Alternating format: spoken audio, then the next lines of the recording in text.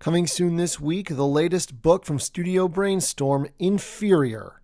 A sci-fi story about a man who escapes a dystopian city and finds freedom. But will freedom prove to be everything that he hoped it would be? Or could it be concealing something darker and even worse than oppression? If you find yourselves unable to wait, there are 2 more books already available for purchase at our website, studiobrainstorm.net. Atalanta, an adaptation of Greek mythology featuring the first female hero in fiction, and Golden Steel, a historical fiction set in feudal Japan, where a young noblewoman finds herself caught between samurai honor-bound to capture her and a team of ninja hired to protect her, but could easily betray her for the right price. Thank you, and enjoy the video. Hi everyone, welcome to Brainstorm Lore, and welcome back to the world of Ice and Fire. In my last video on this particular universe, I briefly summarized the prehistory of Westeros, from the Dawn Age to just before the coming of Aegon the Conqueror. Before doing the Targaryen conquest itself, however, I feel that a quick primer is necessary. Give you the lay of the land, as it were. What was the political situation in Westeros at the time of the conquest, who exactly Aegon the Conqueror was, and what kind of people he would be fighting against and seeking to overthrow. Once again, I will also be including historical parallels whenever I feel it's appropriate.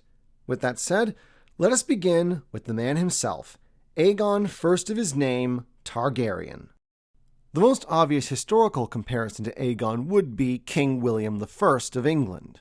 Both were foreigners who claimed the crown by force, both were tested and experienced battlefield commanders, and they even have the same epithet, the Conqueror. But there the similarities end.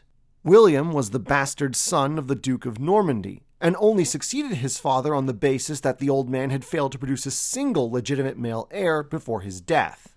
Meanwhile, William's claim to the English throne was on the basis that his grandfather was the maternal uncle of the incumbent King of England, the childless Edward the Confessor.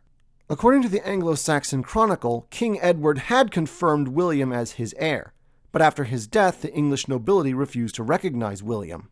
The Chronicle doesn't exactly say why. Whether it was because he was a bastard or simply because he was French, we will never really know. Either way, William was forced to launch an invasion to assert his right to the throne. He won a decisive victory at the Battle of Hastings and was crowned King William I on Christmas Day, 1066. And would spend the rest of his life and his reign trying to impose his authority over an incredibly salty Saxon nobility. Where William had only one kingdom to conquer, however, Aegon had 7, and due to the Targaryen tradition of marrying within the family, he didn't even have the same tenuous bloodline connection that William had. Although, when it came to Aegon's excuse for invading Westeros, much like William, a bastard would be involved. As for what kind of person Aegon was, details are almost non-existent. Our only 2 sources, A World of Ice and Fire and Fire and Blood, are both in-universe chronicles written by maesters centuries after the fact. What details they report are sort of the bare-bones typical attributes of a warrior king. Stern and commanding, very charismatic, good with a sword as well as a dragon, harsh to those who crossed him, but generous to those who served him well. The rest that I'm about to say is pure speculation based on certain details. The first of these was Aegon's crown, a simple circlet of Valyrian steel studded with rubies. Assuming that Aegon commissioned the crown himself, and it's pretty safe to assume that he did, it suggests that Aegon, for all his pretensions to imperial power, was a man of relatively simple tastes, not one for indulgence or unnecessary finery. He was nowhere near as Spartan as, say, Visenya, but also nowhere near as indulgent as Rhaenys. And speaking of his sisters, I believe that his marriage to them provides another potential insight into Aegon's character. In keeping with the traditions of old Valyria, the Targaryens married brothers and sisters to keep the blood of the dragon pure. Having more than one spouse wasn't unheard of among the Valyrians, but nor was it especially common, and all the sources say that many were surprised when Aegon chose to marry Rhaenys as well as Visenya. As they say, Aegon married Visenya out of duty and Rhaenys out of desire. This suggests to me that Aegon was a man who, while he respected tradition, wasn't about to let it get in his way if it came to something that he really wanted. And given that the sources claim that for every night Aegon slept with Visenya, he spent 10 with Rhaenys, I think it's safe to say that he wanted his little sister really, really badly. Ugh, my God, that sounds so disgusting. My third speculation is that Aegon was a fairly solitary man. Not lonely, just solitary. According to the sources, other than his sister wives, the only person he had any close relationship with was his bastard half-brother, Aerys Baratheon. The final detail we can glean about Aegon's personality at this early stage is that he never entered tourneys, suggesting that while he was no slouch in a fight, he didn't relish it the way that many aristocrats did, or indeed as Visenya herself did. To Aegon, war was a means to an end, nothing more. A fact that would prove to be a crucial detail later on during the war with Dorne. But yet again, the details are scanty. But for whatever little we know about Aegon, we know even less about his future antagonists.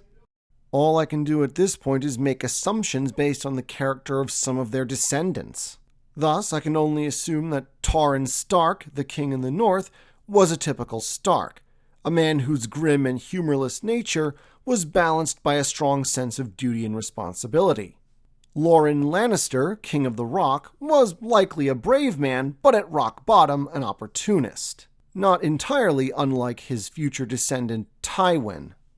As for Shara Arryn, Queen Regent of the Kingdom of the Mountains and the Vale, sole guardian of Ronnell Arryn, who was little more than a child, her situation almost bizarrely parallels that of Lysa Arryn and her son years later. Really, the only thing we can say about her for certain is that, unlike Lysa, Shara didn't have a few things wrong with her brain pan. If possible, we have even less information regarding King Mern Gardner of the Reach, as his house would be rendered extinct at the Field of Fire. Given his willingness to lead his army from the front on that fateful day, the only thing I can say about him is that he was either brave, reckless, or both. In the case of Princess Meria of Dorne, information is once again scanty. This is particularly disappointing given that she would prove to be the most tenacious of Aegon's enemies. Old, fat, and blind she may have been, but her wits and her strategic acumen would soon prove to be anything but dull.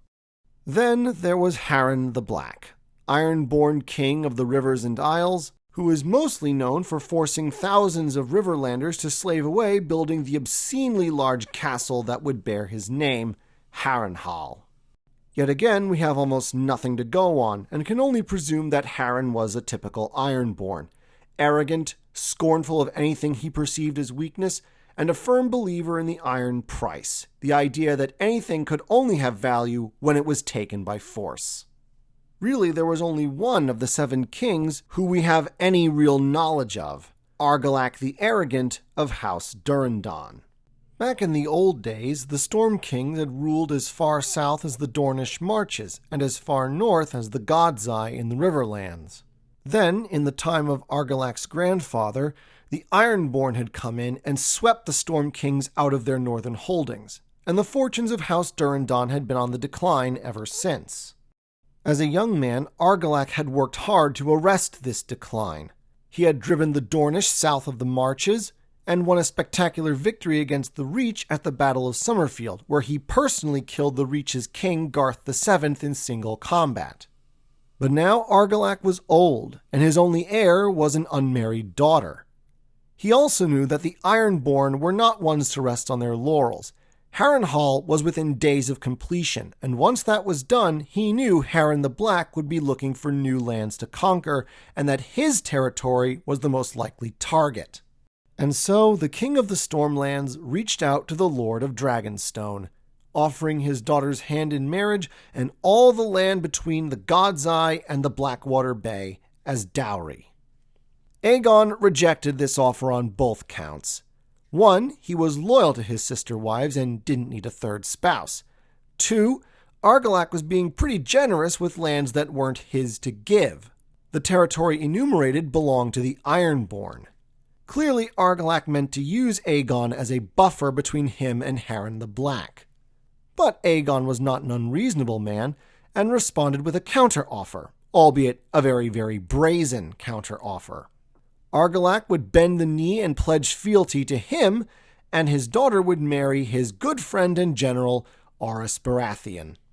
With a name like the Arrogant, it really isn't that surprising that Argilac took such great offense to this counteroffer. One, he, a king, was being asked to bend the knee to a lord, his social inferior. Two, the idea of marrying his daughter to a bastard. Honestly, it has me half convinced that Aegon had anticipated that Argilac would refuse. Mind you, I don't think he anticipated that the Storm King's response would include sending him the severed hands of the messenger, but I certainly think he anticipated that Argilac would react in such a hostile and offensive way as to give him the casus belli he needed to start his war of conquest. I certainly wouldn't put it past him. Aegon the Conqueror was nothing if not clever. Either way, upon receiving Argilac's rather macabre reply, Aegon called his loyal retainers to strategize and finalize the details of the invasion. Then he and his sisters went to the Sept at Dragonstone and prayed for 6 days, which was pretty unusual as Aegon was never a pious man. Was this 6-day vigil just a piece of political theater for the benefit of the people of Westeros? Or was there something more to it? Aegon had been planning this conquest for years. The fact that he'd commissioned the Painted Table, a large-scale map of Westeros in all its geographical details, was proof of that. And if he wasn't confident of his chances of success, he wouldn't have bothered invading in the first place. But Aegon had to be smart enough to know what a massive undertaking this was at the time. It was just him, his sisters, 3 dragons, a few household retainers like Baratheon, and 4 small noble houses pledged to his service against 7 massive kingdoms, each capable of fielding an army many times bigger than his own. Maybe Aegon figured that praying to the gods of Westeros, even if it didn't help him, it certainly couldn't hurt. Whatever Aegon's motivations, on the 7th day a cloud of ravens was said to depart from Dragonstone. They scattered all across Westeros, visiting lords great and small, but especially the 7 kings and the High Septon at Old Town, the center of the faith. Their message was a simple one. Aegon the Dragon was coming, and the people of Westeros had 2 choices: bend the knee or burn. Next week, the Targaryen conquest begins. Until then. Thank you for watching. Please like, share, comment, subscribe, and check out our website at studiobrainstorm.net. And if you have a story that you think is worth telling, we are more than happy to help you publish it. Thank you, and have a nice day.